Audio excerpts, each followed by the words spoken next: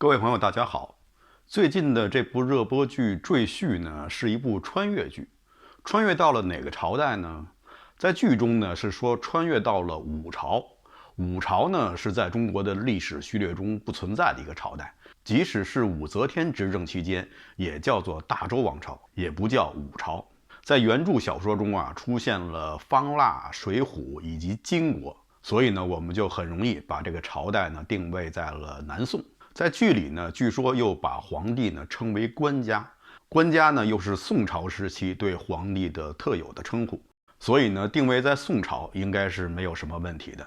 至于是北宋还是南宋，或者是在北宋南宋之交，这个呢咱们就不必较真了。说起来啊，剧中的男主人公宁毅还是很幸运的，他在搭乘时光列车的时候是在一个正确的站点下了车。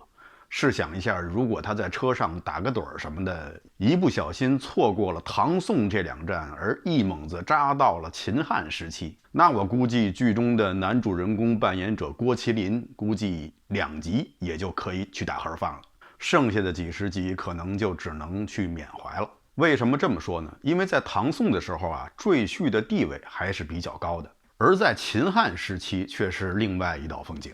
在秦汉时期，赘婿是和犯罪的官员、商人同伍的，都属于一些在社会上不被人尊重、让人看不起的那类人。打仗的时候呢，他们是冲在了最前面，充当炮灰，而平时的口粮呢，只有其他士兵的1/3。打了胜仗，士兵们可以吃肉，而他们呢，连汤都喝不上。大家记着，秦朝的时候曾经派遣50万大兵征伐南越，其中就有很多的赘婿。所以也难怪最后很多士兵不愿意再回到中原，就在南越安了家。那么既然秦汉的时候对赘婿这么不好，那么那些青年男子为什么还非要去当赘婿呢？我不结婚不娶妻行不行？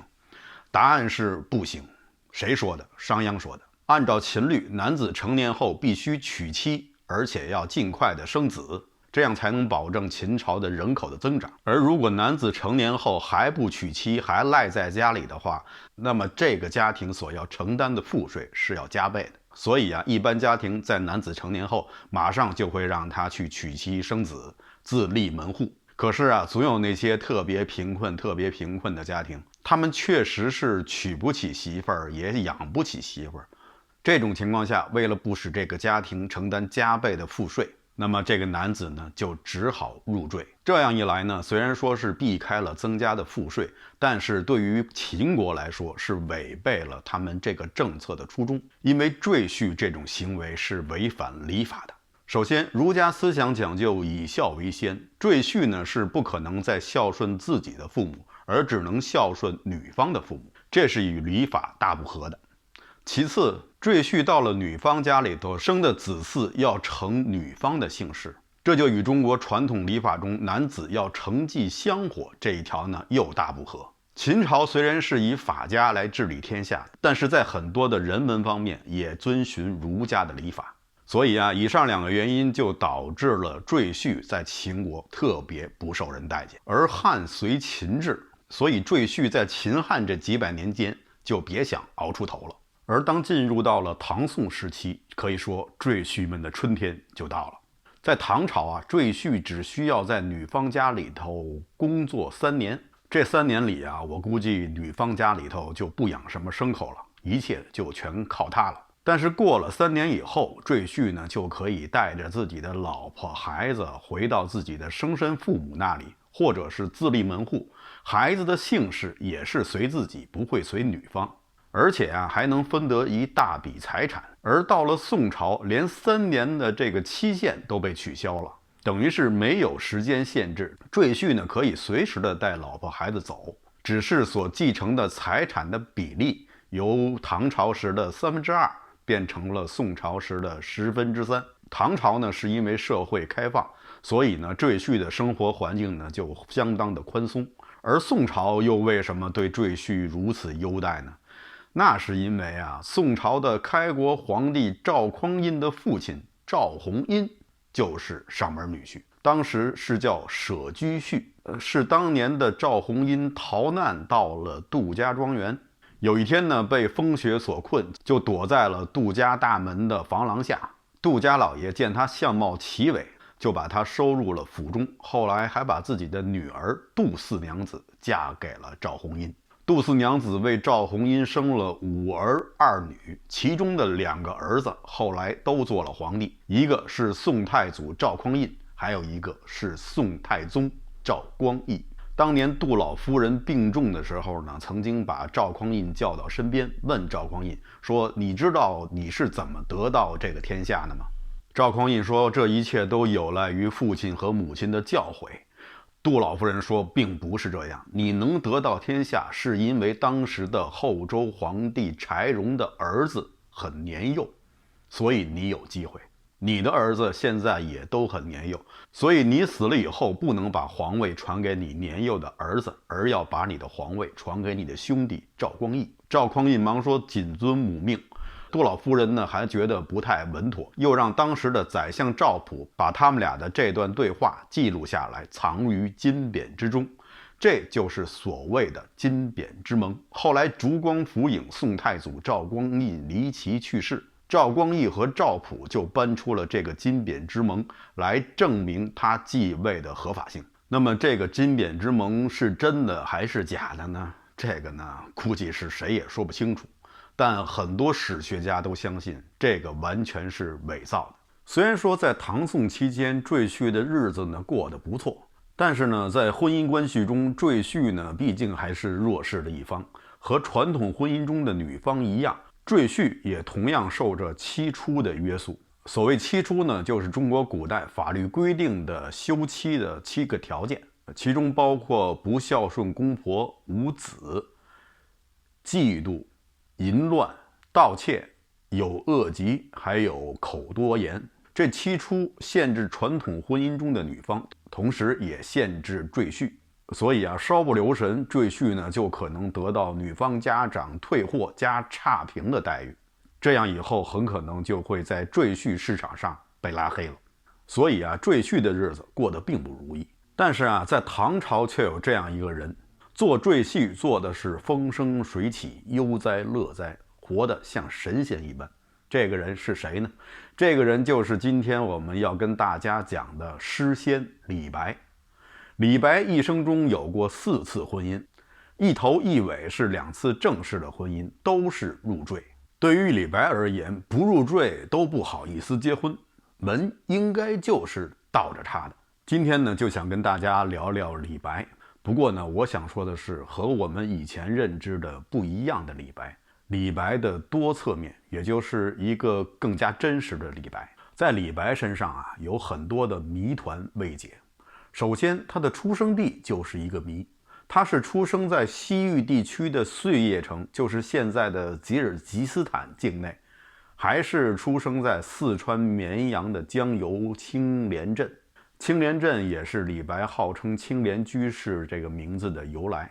但即使是李白出生在碎叶，也并不意味着李白是外国人，因为李白出生的时候呢，是在公元701年，而在公元的657年，唐朝已经在西域地区设立了安西都护府，碎叶这个地方也属于唐朝的直辖地区，所以李白的国籍是唐朝，应该是毫无疑问的。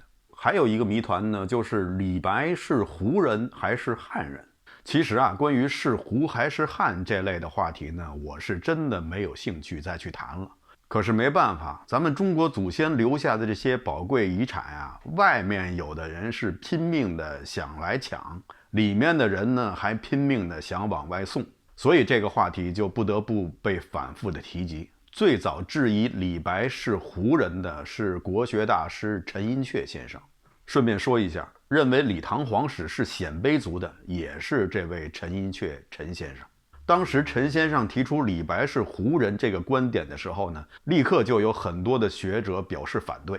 当时我是不在场，如果在场的话，我也肯定会投反对票。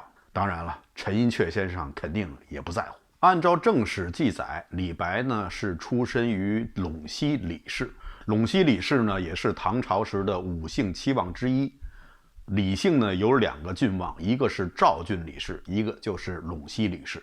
陇西李氏的先祖是五胡16国时期西凉王朝的建立者李浩，而据记载，李白就是李浩的第9世孙。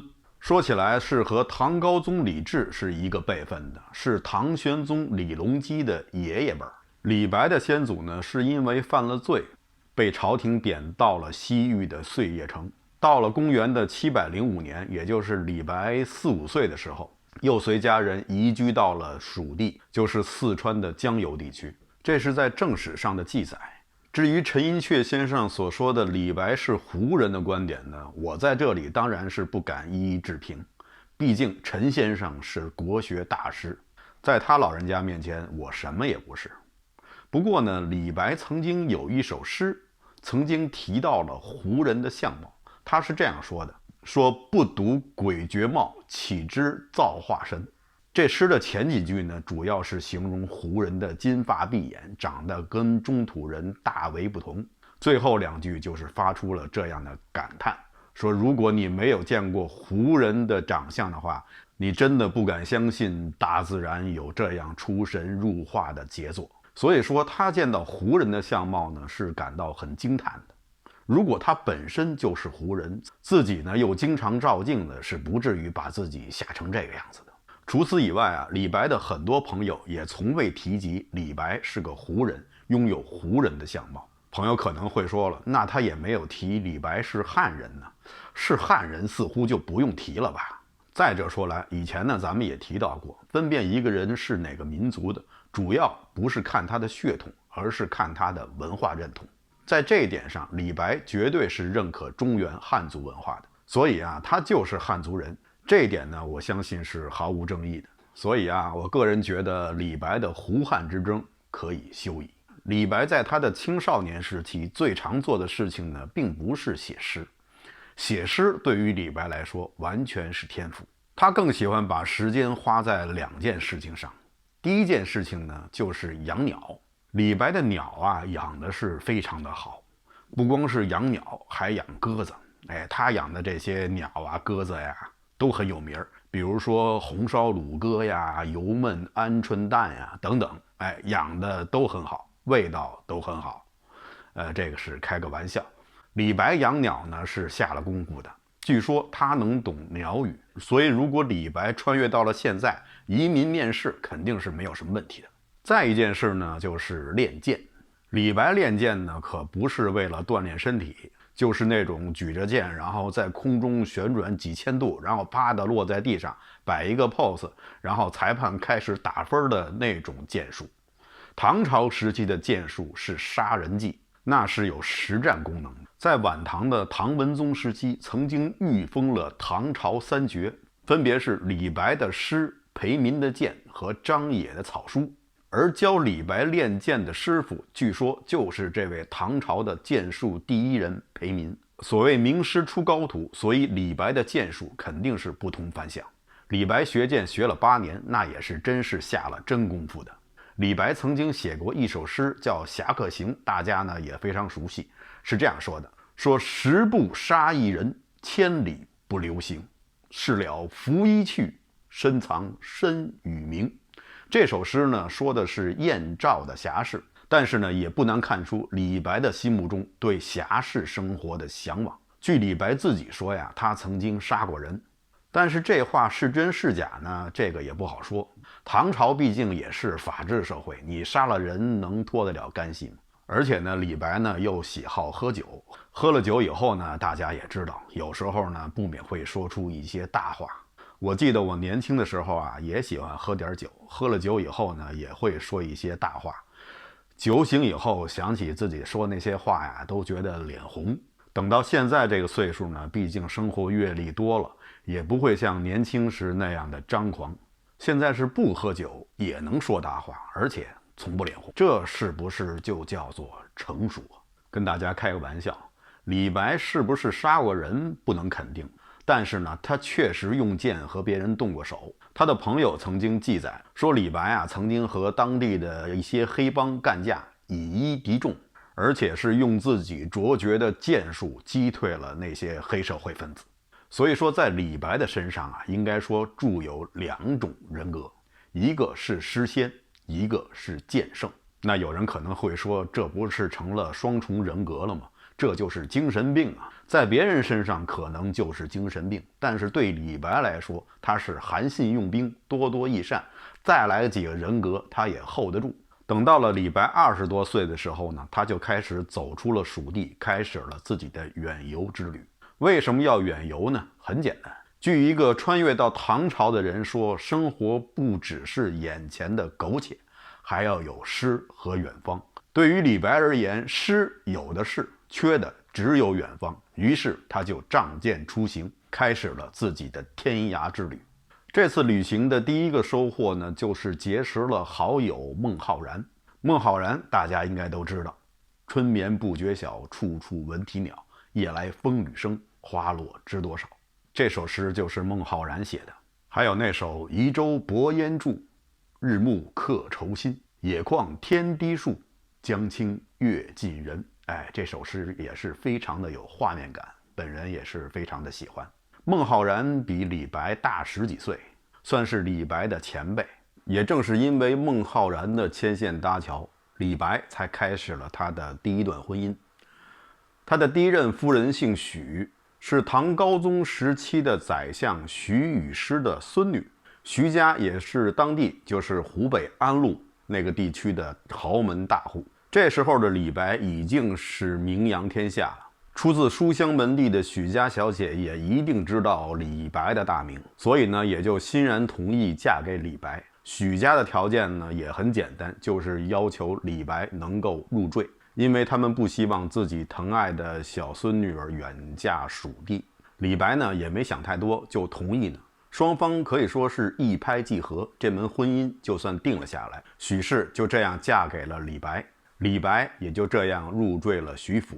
对于这桩婚姻啊，李白他是有自己的盘算的。在很多人的心目中啊，李白是一个清高孤傲、不与凡俗同流合污的人。他是那种不屑于安能摧眉折腰事权贵，使我不得开心颜的人。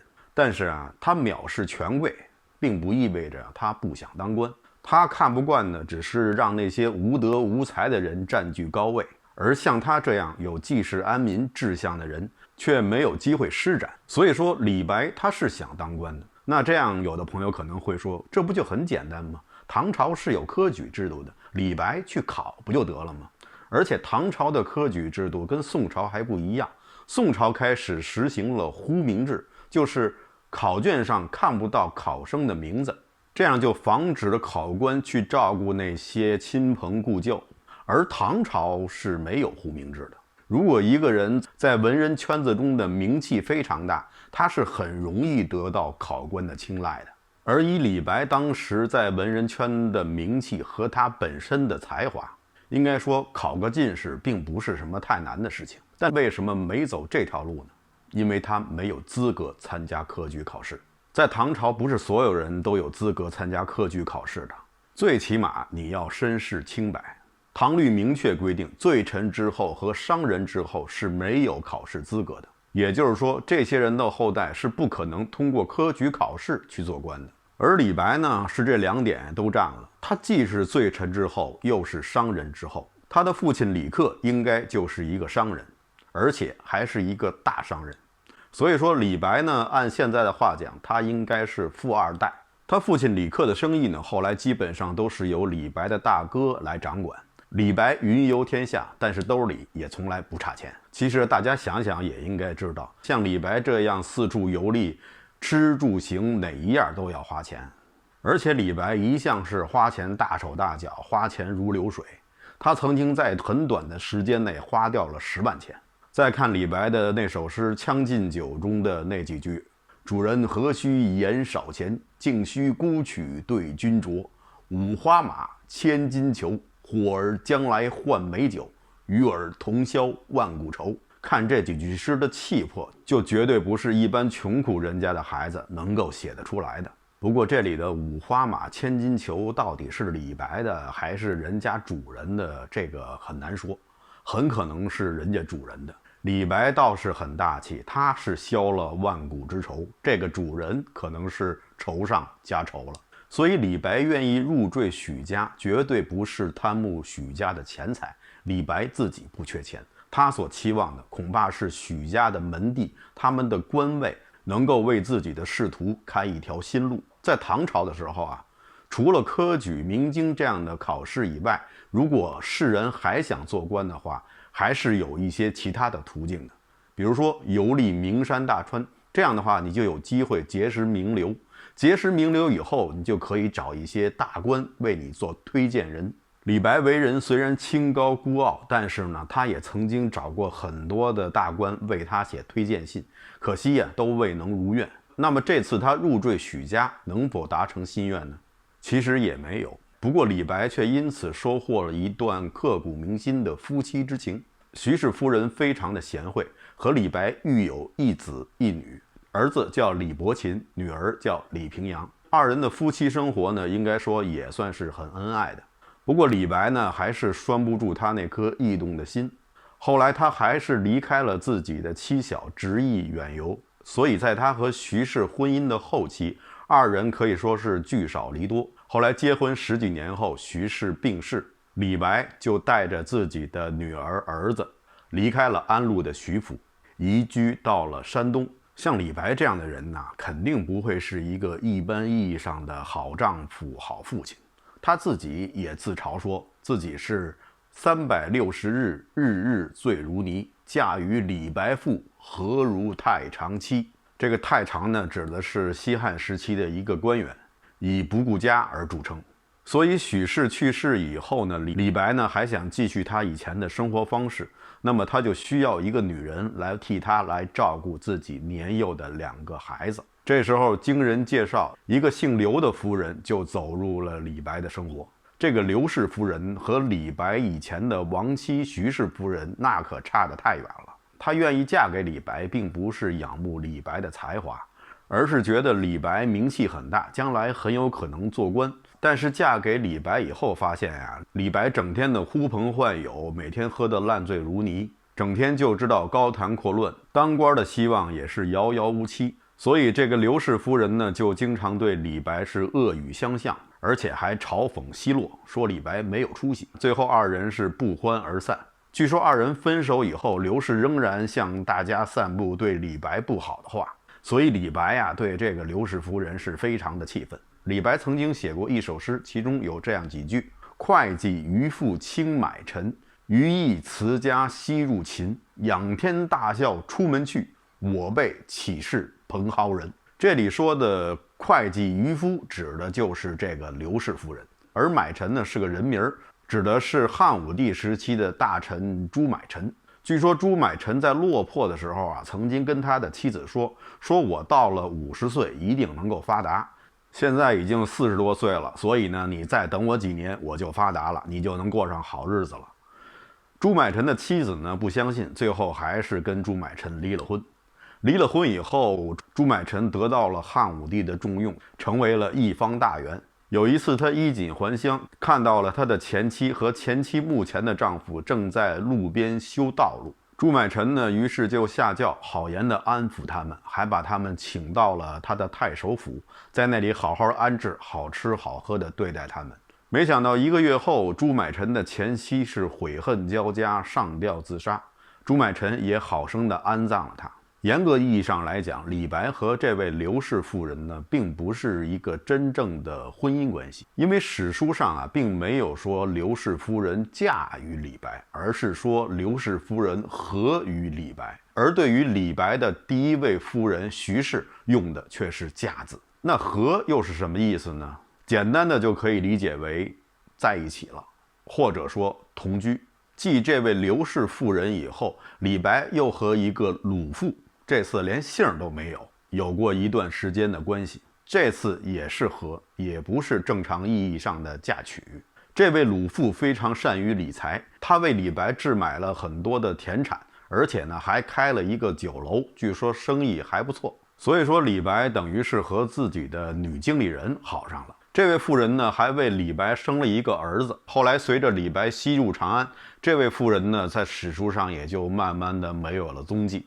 李白和这两位女人的关系呢，如果是放到了元明清时期，这样的女人肯定是要被浸猪笼的。但是在唐朝呢，大家却并不以为奇，由此可见唐朝时期的开放程度。关于唐朝的开放程度啊，在我以前的视频节目中，大唐公主系列有过很多的描写，反映的是唐朝上流社会的那些人们在婚姻、嫁娶、贞操等方面所持的开放、自由，甚至是有些任性的态度。所谓上有好者，下必甚焉。楚王好细腰，宫中多饿死。唐朝上流社会的这种态度也影响到了民间，在唐朝的民间也同样持这种开放、自由的态度。所以最后就形成了唐朝上下同心、浑然一体，怎么开心怎么来的这样的一种局面。有几个发生在民间的小故事，也许能够反映当时的社会风貌。比如说，有一位叫晁彩的女诗人，她和她的邻居一个叫文茂的男青年呢，经常以诗交流，暗生情愫，后来还趁机欢合。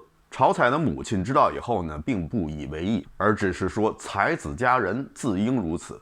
而且呢，最后还帮他们二人完婚。所以唐朝的时候，对婚前的性行为的尺度放的是比较宽的。还有一位姓孟的大商人的妻子，有一次呢，在家中独坐吟诗，一个少年竟然推门而入，对他说：“浮生如寄，年少几何？岂如偷顷刻之欢？”这位孟氏夫人想了想，就同意了。于是两个人就开始研究哲学，探讨生命的意义。还有一位常山赵玉之女，有一次呢，在林中闲逛，突然看见林中站着一位锦衣英武的军人，她被这位军人的颜值所折服，于是就叹说：“若能得夫如此，死不足惜。”那位军士听到了，也马上做出了回应，说：“斩为夫如何？”这个女孩听到后想了想，也同意了。更有意思的是呢，唐朝时期呢，还有一本畅销书叫《郭函》，写的是谁的故事呢？写的是织女的故事。不过在这个故事里呢，没有牛郎什么事儿。牛郎去哪儿了呢？牛郎可能去夜店了吧。这部书说的是一位叫郭函的青年男子，一日晚间正在庭院中散步，突然天宫飘来了3个美女，为首一人正是天上的织女。织女跟他说天上寂寞，所以玉皇大帝特许他到凡间一游，说白了就是让他到人间来 one night stand 一夜情。这次呢，他就看上了这位郭函。郭函呢，当然是受之无愧，却之不恭，欣然笑纳。织女跟郭函说了几句情话，然后二人很快就进入了主题以下省去100万字。后来郭函问织女：“你为什么来找我呀？”织女说：“因为牛郎1年才来一次，所以呢，他觉得很寂寞。”后来两个人呢，就每晚的都在一起。中间有几天织女没有来，郭函一问呢，原来那段时间呢，正好是7月7鹊桥相会，织女去夜店找牛郎去了。到最后，玉皇大帝给织女的时限已经到了，织女不得不告别郭函。二人是洒泪相别，情意绵绵。织女飘然而去，回到了天宫。当日就有司天监禀报唐朝的皇帝，说那一天织女星是暗淡无光。这本书的作者呢叫张健，他也不是一个市井无聊之人，写一些街头文学。他可是堂堂正正的进士出身，而且还是一位外交官员。在唐朝的法律中是允许离婚的，也就是和离。所以离婚或者改嫁呢，都是非常平常的事情。夫妻双方如果觉得两个人过不下去了，那么为夫的一方要写一封放妻书，女方呢就可以拿着这份放妻书到有关的政府部门去注册，证明自己已经是离婚的身份，然后就可以自由的改嫁了。唐朝人的离婚不仅可以处理的非常的平静，而且呢有时还能处理的特别的文艺。比如说在1900年，在敦煌就出土了一批唐朝的放妻书，我给大家念一段，大家也可以看看是不是非常的温馨。这是一位丈夫写给马上要和自己离婚的妻子的，他是这样说的：盖因夫妻之缘，伉俪情深，恩深义重，论谈共备之音，忧怀合锦之欢。凡为夫妻之音，前世3生结缘，始配今生夫妇。夫妻相对，恰似鸳鸯，双飞并栖，花颜共作，两德之美，恩爱极重，二体一心。若结缘不和，想是前世冤家，反目生怨，故来相对。妻则一言数口，夫则反目生嫌，似猫鼠相赠，如狼羊一处。这大概就是说呢，夫妻二人呢是前生的缘定，但是如果过不好的话，那对双方都是很痛苦的。他后面接着说，既二心不同，难归一意，快汇集助亲，以求一别，物色殊之，各还本道。后面这段更加有意思，愿妻娘子相离之后，重梳蝉鬓，眉扫蛾眉，巧逞婀娜多姿，选聘高官之主，弄影庭前，美笑琴瑟，和韵之态。解怨释结，更莫相赠，一别两宽，各生欢喜。3年衣凉，变现柔仪，福愿娘子千秋万岁。这份和离书，大家听来是不是比我们现在的那种干巴巴、没有一点人情味的离婚协议书要来的更动人一些？所以啊，我们总说社会在进步，其实啊，有些方面未必。刚才啊，我们提到了李白的那2句诗：“仰天大笑出门去，我辈岂是蓬蒿人。”那什么事儿让李白这么高兴啊？那是因为啊，终于有人向当时的皇帝唐玄宗推荐了李白。李白呢被招入宫，唐玄宗也非常欣赏李白的才华，还授予了他一个官职，叫翰林供奉。翰林供奉呢，虽然说只是一个闲职，但是曾经当过翰林供奉这个官职的人，后来有很多都发达了。比如说大家熟悉的后来的宰相张九龄和宰相张悦，他们都曾经做过翰林供奉。翰林供奉呢，虽然说官职不高，但是呢，因为毕竟是在皇帝身边，所以呢，机会还是很多的。不过呢，李白呢，确实不是官场中人，他身上不时显露出的那些文人的傲骨，也阻碍了他在官场的进一步发展。最后，唐玄宗虽然有点不舍，不过还是对李白赐金还乡，让他卸了官职。这时候的李白是更加的名扬天下。这时候李白还结识了2位好朋友，一个呢是高适，就是著名的边塞诗人高适，他的那首诗《别董大》大家可能有印象。千里黄云白日曛，北风吹雁雪纷纷，莫愁前路无知己，天下谁人不识君。另外还有一个人是李白的死忠粉，而这个人后来也成了堪与李白并驾齐驱的唐朝大诗人，他就是被称为诗圣的杜甫。那时候李白是43岁，杜甫是32岁。李白名扬天下之时，杜甫还是默默无闻的。杜甫对李白的仰慕之情可以说是犹如滔滔江水，一发而不可收拾。即使是李白去世以后，杜甫也写了很多怀念李白的诗句。有一天呀，李白、杜甫和高适3人呢一起去游览梁园，在那里呢，3个人都喝了不少酒。后来呢，酒助诗兴，3个人呢就各自写了一首诗。李白写了一首《梁园吟》，但是当时苦于无纸，所以李白就趁着几分酒兴，以酒研墨，在梁园旁边的一个大户人家的白墙上把这首诗写了下来。当时杜甫本来是想阻止李白的，毕竟那是人家的白墙，你这样信手涂鸦似乎也不太礼貌。但是杜甫又不想打断李白的文思，所以呢，就在旁边默默地看着李白把这首诗写在了白墙之上。李白趁着酒兴，就先在白墙上写下了7个大字：“李太白到此一游。”这个不对，这个是后世的很多旅游爱好者们经常留下的墨宝。李白人写的是整首的《梁园吟》，写完以后，李太白是意犹未尽，诗兴刚过，尿意袭来，于是呢，就在墙角上解决了一下。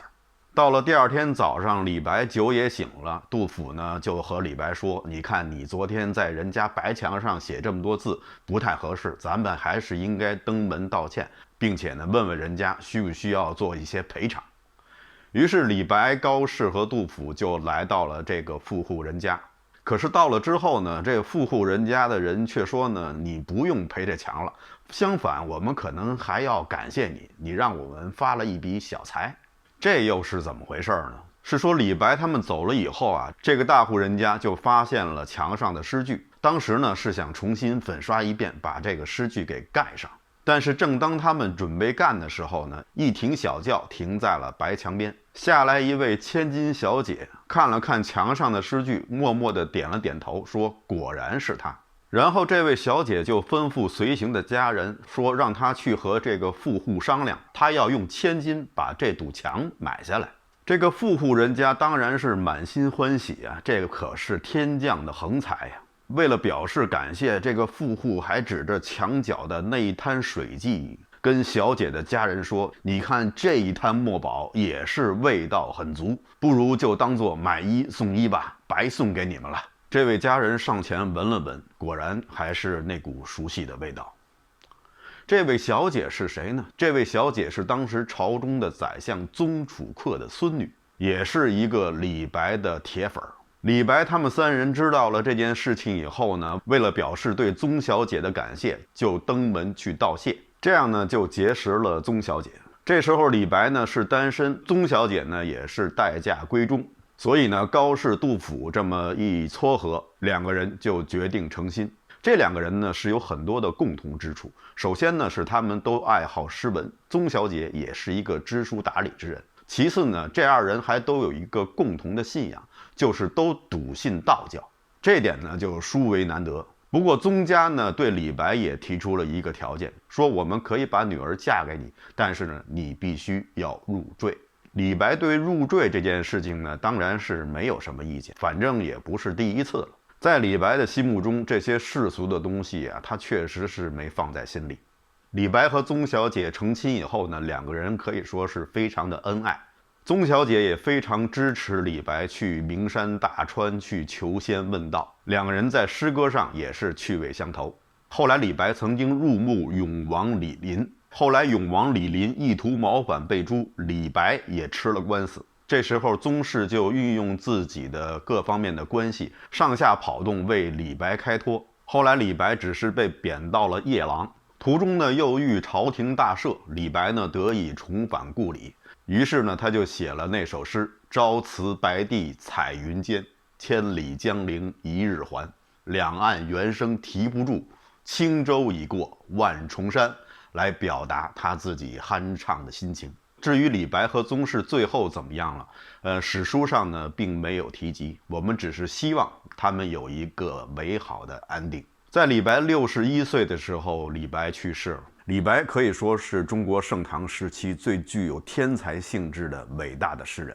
在我们大家的印象中，李白是那种豪放不羁、放浪形骸，而且似乎是有点不食人间烟火的一个大才子。这是李白留给我们大家的粗线条。但是在李白的内心深处，或许呢又有着另外一个李白，那是一个更加细颗粒的李白。李白并不是只是甘于做一个潇洒放浪不羁的文人，他更想为大唐盛世做一些济国安民的事情。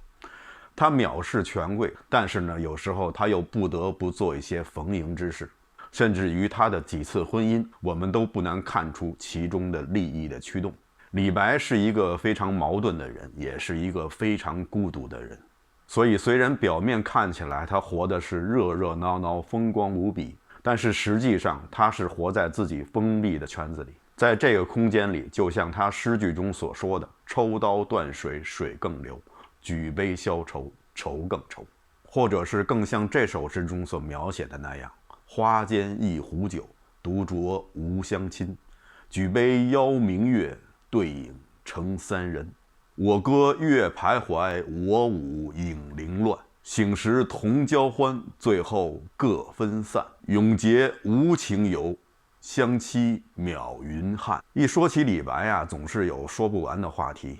说到现在呢，我依然觉得是意犹未尽，而且呢，好像还是没有把李白说透说懂。或许还是余光中先生最懂李白。他在《寻李白》这首诗中写下了这样几句：酒入豪肠，七分漾成月光，余下三分笑成剑气，袖口一吐，便是半个盛唐。好的，以上就是本期节目的全部内容，谢谢大家收看，咱们下期节目再见。